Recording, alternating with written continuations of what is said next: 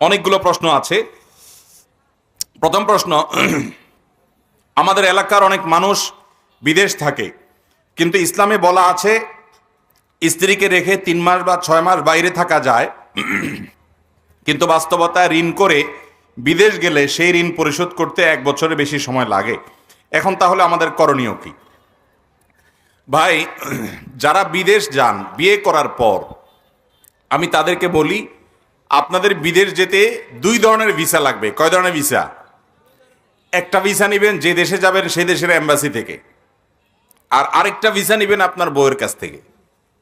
বউয়ের কাছ থেকে ভিসা নেবেন মানে হলো আপনার স্ত্রী আপনার অগোচরে আপনি চলে গেলে সংসারের শান্তির জন্য সুখের জন্য যাচ্ছেন, সেটা যদি সে মেনে নেয় এবং নিজের চরিত্রকে হেফাজত করতে পারবে, এই কনফিডেন্ট তার উপরে থাকে, খুশি মনে বলে ভাই ঠিক আছে আপনি যান, আমাদের সমৃদ্ধির জন্য সুখের জন্য উপার্জনের জন্য আপনি যাচ্ছেন, আপনি যান, তাহলে সেক্ষেত্রে আপনি যাবেন। কিন্তু কোনো স্ত্রী যদি বলে যে না আপনি বিদেশ যাবেন, 1 বছর থাকবেন, 1.5 বছর 2 বছর থাকবেন, এই লম্বা সময় ধরে আমি নিজেকে গুনাহমুক্ত রাখাটা আমার জন্য বড় চ্যালেঞ্জ হবে এবং নানা সময় আমার জটিলতা তৈরি হবে তাকওয়া ধরে রাখাটা, তো এই জন্য আপনি যেতে পারবেন না, আপনি গেলে আমার অসুবিধা হবে, এটা যদি কোনো স্ত্রী বলে এবং আপনি গেলে যদি আসলেই কোনো এরকম পরিস্থিতি হবে আপনি জানেন, তাহলে সেক্ষেত্রে আপনার জন্য বিদেশ বিয়ে করার পর স্ত্রীকে রেখে যাওয়া জায়েজ।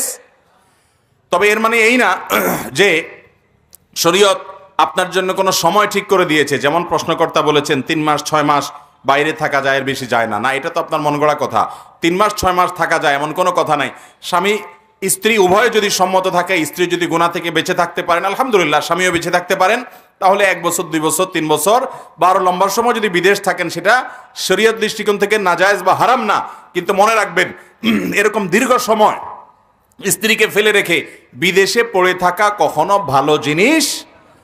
ইসলাম চায় স্বামী স্ত্রী একে অন্যের কাছাকাছি থাকবে, কারণ বিয়ের অন্যতম একটা উদ্দেশ্য হলো পবিত্রতা, চারিত্রিক হেফাজত, চরিত্রের হেফাজত। এই চারিত্রিক পবিত্রতা এটা নষ্ট হতে পারে যদি আপনি লম্বা সময়ের জন্য বিদেশে চলে যান। এই জন্য আমি বলি যারা বিদেশে যেতে চান অবিবাহিত অবস্থায় যাবেন, উপার্জন করে পুঁজি সংগ্রহ করে চলে আসবেন। আর যদি বিয়ে করার পরে যান তাহলে এমন প্রফেশনে যাবেন, চেষ্টা করবেন স্ত্রীকে সাথে নিয়ে যাওয়ার জন্য, থাকার জন্য, যাতে করে আপনার চরিত্রে হেফাজত থাকে। চেষ্টা করবেন তো ইনশাআল্লাহ? আল্লাহ আমাদেরকে তৌফিক দান করুন। এরপরে প্রশ্ন হলো, জর্দা সিগারেট খেলে 40 দিন ইবাদত কবুল হয় না। আপনি সরেন, এটা নিয়ে লাগবে না, এটা আমার সরেন, সরে যান, বারবার ডিস্টার্ব করছেন তো আপনি এখানে এসে।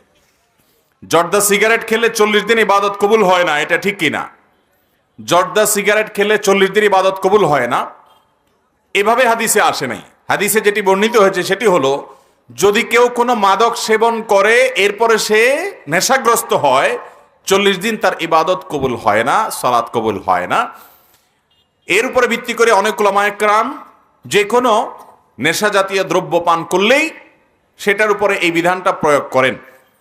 তবে হাদিসের ভাষ্য অনুপাতে বোঝা যায় যে মাদক দ্রব্য সেবন করবে সেটা যে প্রকারেরই হোক না কেন, এবং এর ফলে সে মাদক আসক্ত হয়ে যায় এবং সে নেশাগ্রস্ত হয়ে যায়, মাতাল হয়ে যায়, মাতলামি করে, তার জন্য এই ভয়াবহ শাস্তির কথা বলা হয়েছে।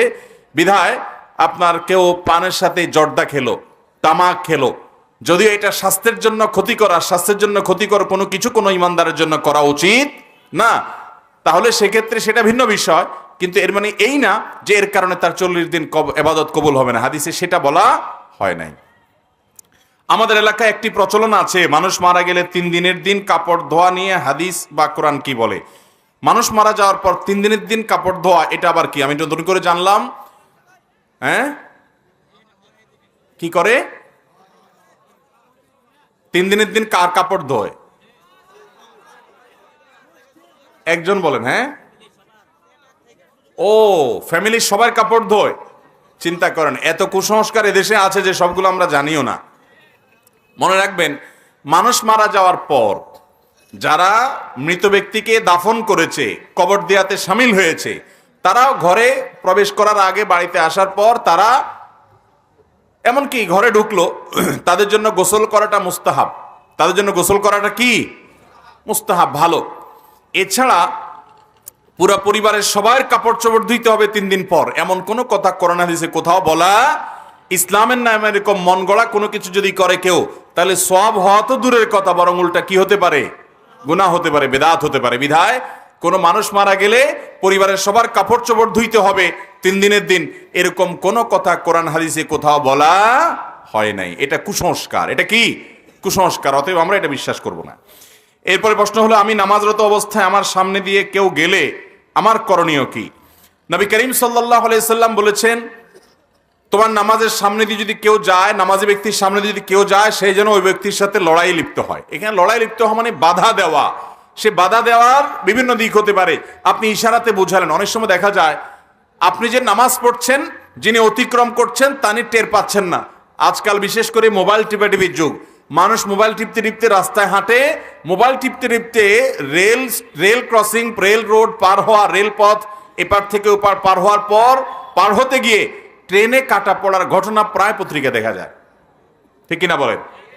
আর রাস্তা দিয়ে মোবাইল টিপতে টিপতে গিয়ে কোনো পিলারের সাথে, ঘরে কোনো ওয়ালের সাথে, অন্য কোনো মানুষের সাথে উষ্টা খাওয়া, এটা তো আজকাল অহরহ হয়।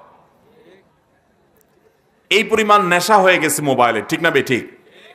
মোবাইল ব্যবহার করেন, কিন্তু মোবাইল যেন আপনাকে ব্যবহার না করে। আপনি মোবাইল করবেন, ব্যবহার করবেন না, মোবাইল আপনাকে ব্যবহার করবে। আপনি যদি মোবাইল ব্যবহার করতে করতে ডাইরেক্ট হয়ে যান, ডাইরেক্ট বুঝেন যে ওইটা টিপাটিপি করা ছাড়া আপনার কিছুই হয় না, তাহলে সেক্ষেত্রে এটা এক ধরনের রোগ। আল্লাহ তাআলা রোগ থেকে আমাকে আপনাকে বেঁচে থাকার তৌফিক দান করুন।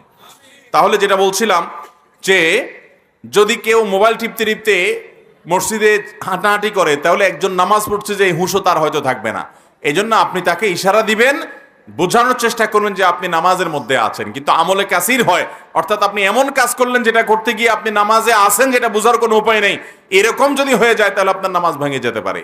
এটা করতে হবে। তারপরেও যদি কোনো ব্যক্তি আপনার সামনে দিয়ে হেঁটে যায়, তার গুনাহ হবে, আপনার নামাজ হয়ে যাবে।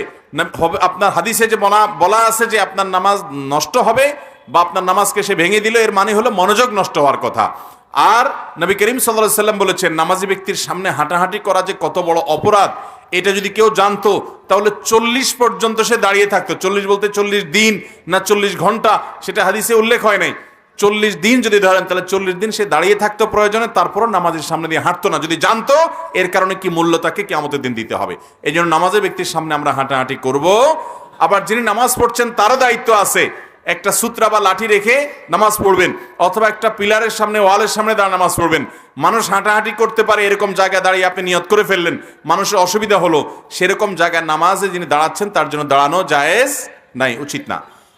এরপরে প্রশ্ন হলো, একবার কসম ভেঙে গেছে, কাফারা দিয়েছি, আবার একই কসম ভেঙে গেছে, তাহলে পুনরায় কাফারা দিতে হবে নাকি তওবা করলে হবে?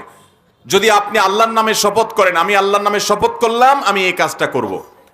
অনেক সময় দেখা যায় আমরা ভুল শপথ করি। যেমন ধরুন কোনো বন্ধুর সাথে রাগারাগি করে বলল যে আল্লাহর কসম তোর সাথে আমি আর কথা বলবো না, আছে কি নাই? তো এরকম যদি শপথ করেন, এই শপথটা ভালো শপথ না খারাপ শপথ? কথা বলেন, ভালো শপথ না খারাপ শপথ? কেমনে খারাপ? কারণ কোন মুসলমান অন্য কোন মুসলমানের সাথে রাগ করে 3 দিনের বেশি কথা বলা বন্ধ রাখা জায়েজ। অতএব এই নাজায়েজ কাজটা যদি কেউ করে তাহলে সেক্ষেত্রে খারাপ কাজ।